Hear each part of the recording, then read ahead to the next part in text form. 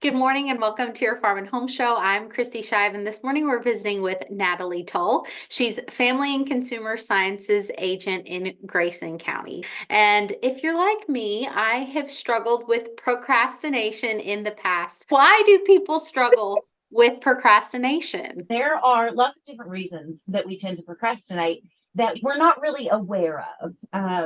And some of those reasons can be tied to different things. There are emotional reasons that we procrastinate, and this can be at work or at home. So this is just life. It's not necessarily in one place or the other. It's just maybe whatever tasks we're going to do scares us. It's intimidating. It makes us sad. We're so excited about it that we put it off because we don't know where to start. So, and we procrastinate for emotional reasons. There are physical reasons. Maybe we're hungry. Maybe we're tired. Maybe we're angry. Maybe we're lonely. There are physical reasons that we tend to procrastinate. And then lastly, we procrastinate for protection or uncertainty. So have you ever felt you procrastinate because you're kind of nervous about the outcome? You don't really know what the outcome is going to be. And so you're like, I'm not going to do that task right now. I'm going to do something else. So we do it to protect ourselves. So the first thing we're going to do to combat that procrastination, again, whether it's in the workplace, whether it's at home, is we're going to recognize that that's what we're doing. Okay. Self-awareness, be mindful and say, if you're feeling kind of lost in a task, you're procrastinating. Okay. So why are we procrastinating?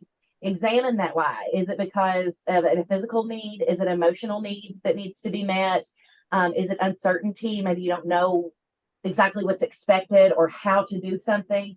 So examine why. But we don't want to spend too much time trying to figure out why we're procrastinating. That's just another form of procrastination, right?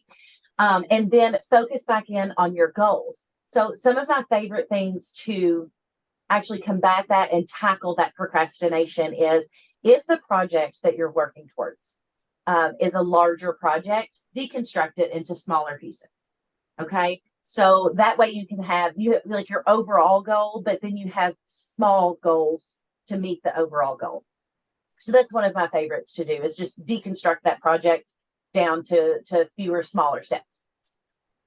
Delete those non-essential tasks. So there are things that I'm embarrassed to say that have been on my to-do list for months and they just keep rolling over. Okay. So that's clearly it's not important because I just keep rolling it over and I'm not doing it.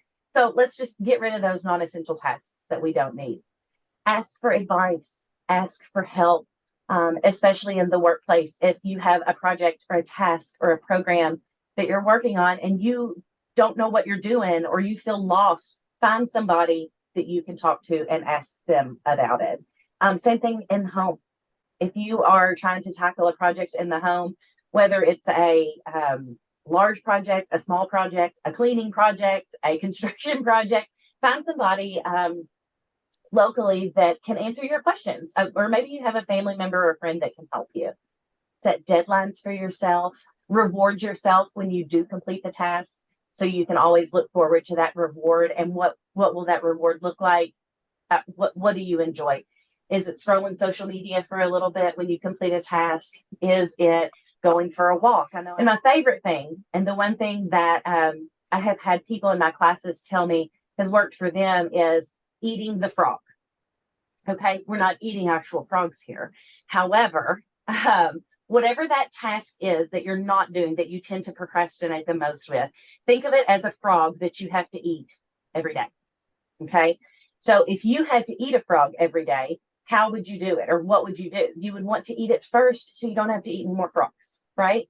So do that one task, that frog task, first thing. Whatever it is, get it out of the way so you know it's only going to be uphill from here. If you go all day dreading that one task that you have to do, you're going to procrastinate, you're going to put it off, you're not going to feel productive, and you're not going to feel good about what you're putting out and doing because we're just putting it off, right? So eat the frog. And usually it doesn't take us nearly as long as we think it's going to if we just do it. Thank you so much, Natalie. Join us tomorrow on the Farm and Home Show.